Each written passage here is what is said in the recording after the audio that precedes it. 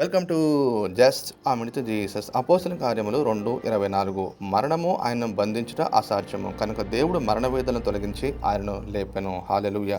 యేసుక్రీస్తు ప్రభుల వారి యొక్క పునరుత్థానం మీద కొన్ని తప్పుడు సిద్ధాంతాలు ఉన్నాయి. మొట్టమొదటిగా కపట సిద్ధాంతము. ఆనాటి రోమా ప్రభుత్వము యేసుక్రీస్తు ప్రభుల వారు తిరిగి లేవలేదని చెప్పి ప్రచారం చేయడం జరిగింది, కానీ సత్యం అనేది దాగలేదు. రెండవదిగా మూర్ఛ సిద్ధాంతము. యేసుక్రీస్తు ప్రభు శిలువలో మూర్ఛపోయాడు కానీ ప్రాణం విడవలేదని చెప్పి ఈ సిద్ధాంతం బోధిస్తూ ఉంది, కానీ లేఖనాలు చరిత్ర వీటిని ఖండిస్తూ ఉన్నాయి. ఇక మూడవదిగా భ్రమ సిద్ధాంతము. శిష్యులు యేసుక్రీస్తు ప్రభుని చూసి భ్రమపడ్డారని చెప్పి ఈ సిద్ధాంతం బోధిస్తూ ఉంది, కానీ అయితే పునరుత్థానం యేసుక్రీస్తు ప్రభు శిష్యుల్ని గద్దించినట్టుగా అనేకసార్లు మనం చూస్తాము. ఇక నాలుగవదిగా భూత సిద్ధాంతము. శిష్యులు యేసుక్రీస్తు ప్రభుని చూసి భూతమని అనుకున్నారు, కానీ భూతానికి శరీరం కానీ ఎముకలు కానీ ఉండవు. యేసుక్రీస్తు ప్రభు తాను ప్రత్యక్షపరుచుకున్నారు.